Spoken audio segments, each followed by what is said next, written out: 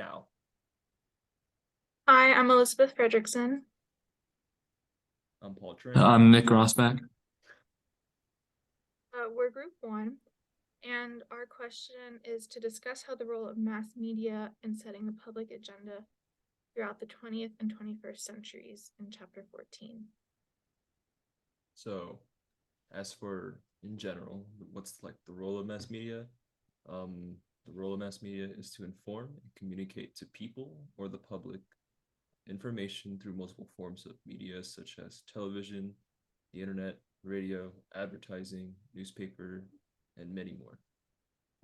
An example would include within the text about how Hamas and other pro-Palestinian groups and organizations would reinforce the message of destruction and chaos by the Israelis through outlets such as video segments on YouTube, posts and blogs on major network sites such as Twitter and Facebook. With this, the Israeli Supreme Court would try to control the access of media by only allowing a limited amount or number of journalists, but this would seem ineffective. This would be due to the way that we, or rather the citizens, would be able to capture moments and post them into media, and how during then they would have things such as cameras, cell phones, and majorly the internet, which was able to capture the moment and release it into the public to see. With this would shape how media is presented and how media can influence others even from a different part of the world. Just how the Palestinian people would show their struggles allowing sides and opinions to form with it, it would demonstrate how mass media is a very powerful source of media and how it can affect the political tide and the political opinion on long-term conflicts, whether internal or worldwide. And in general, mass media affects things on a global scale.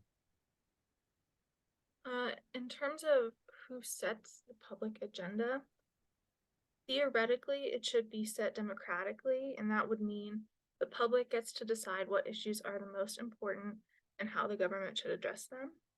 However, that doesn't really happen. Instead, there are two main controlling forces of the public agenda. The first being the president. Since he's a political leader, his actions are at the center of media attention, which means that he gets to influence what news is reported, but he can't really control in what way it's reported. Because of those limitations, the other side of the control is his White House administration, which usually includes a secretary. They can control how the media is created. They can frame public issues, which help the president gain support. They can defend attacks from opposing political parties, and they also have to stop the spread of misinformation towards their parties. Because of these two sides of media control, politics and media play a role in setting the agenda. At least in the 21st century, socio-political issues have become the main topic of media coverage. And as a result, the previously mentioned two groups have control over the public agenda and can decide what is important by manipulating how the audience reacts to issues instead of just directing our attention to those issues. Yeah, and then as far as the media's role in inspiring democracy, starting with 17th century English professor Thomas Hobbes, he came up with the idea of the social contract between rulers and citizens that was designed to benefit both. He endorsed the use of an authoritarian government as necessary to maintain peace and security, and his ideas continue to influence Western philosophy today in the forms of representative government, sovereignty, and democracy.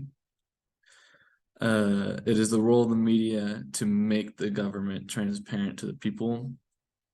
Today, open societies are much more common, and in such, the mass media is able to report on government actions and inform the people, which allows for greater freedom and democracy to take place. Today, participatory democracies are becoming more common and more mature democracies.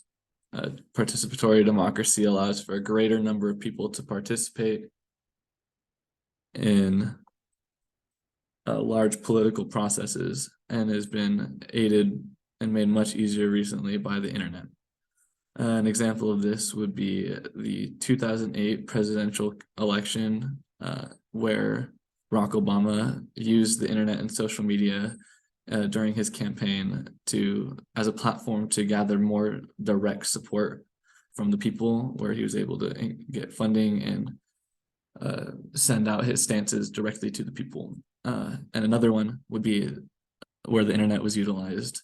It was in the pro-democracy rally at Tiananmen Square in China in 1989. There, the movement, demands for free speech and free press was instantly heard around the world thanks to the use of the internet.